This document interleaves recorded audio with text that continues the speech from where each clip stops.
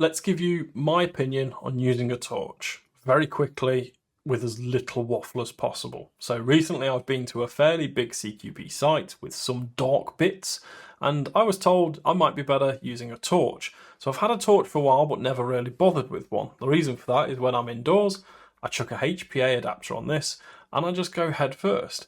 I may be nearing my 40s and quite large now, but I just go YOLO. So using the torch, why did I find this useful? So there's a very, just a one-liner really, intimidation. So when I play normally, I've got my tracer and I'm putting rounds down at people. They don't know who's there. They don't know if I'm there. The only thing they've got is those BBs coming at them. So this particular torch, you just light it up. Those people know that you're pointing at that corner. Those people know that if there's a bit of a torch coming around, there's someone there. So they are less likely to push into you. So the reason I'm kind of saying that with a semi-bit and tong is that if you're an experienced player or an experienced speed softer or an experienced CQB player, you're probably just going to push into it anyway just to find out what's happening. But a lot of players don't do that, and that's because of that torch light. They will see that torch and they will go, oh, there's someone there, let's not push that as quickly. The other function of this particular torch, if you double tap on these, you get this strobe, which is horrific for a lot of people. They don't like that.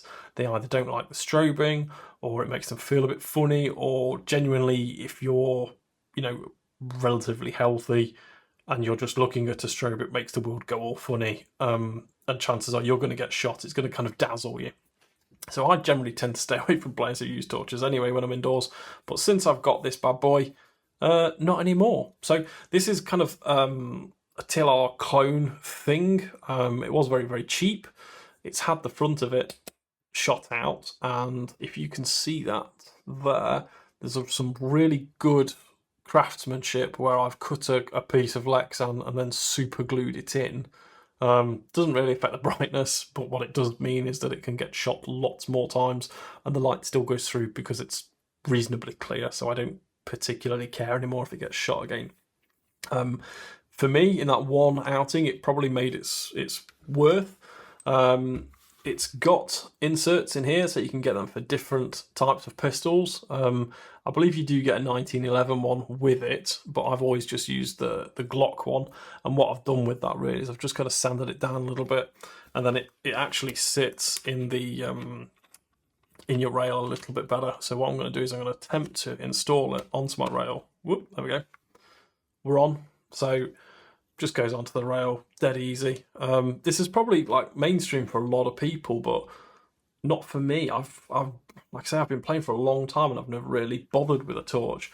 But it's also quite usable, as I was running around, kind of giving it a bit of this, and just even if you're not meaning to shoot, you can just flick it with your thumb, or point at a corner kind of thing, and it just, if you know someone's there, they will probably just think twice before they go blamming around that corner because they can see that you're there with your torch. There we go. I'm converted, so much so that my wall rack thing there has been adjusted to hold this with the torch on. Thanks very much. Not a massively long one. Catch you in the next one. Goodbye.